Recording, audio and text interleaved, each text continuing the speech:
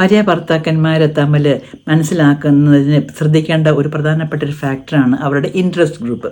ഉദാഹരണത്തിന് പാർട്ട്നേഴ്സിൽ ഒരാൾ ആർട്ടിസ്റ്റിക് ആണെന്നിരിക്കുക.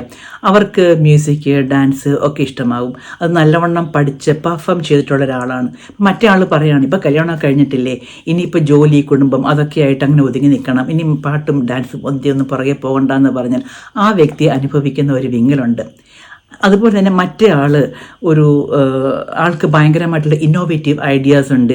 അവരുടേതായിട്ടുള്ള ഒരു പ്രോജക്റ്റ് അല്ലെങ്കിൽ ബിസിനസ്സൊക്കെ തുടങ്ങണമെന്ന് ഭയങ്കര ആഗ്രഹമാണ്.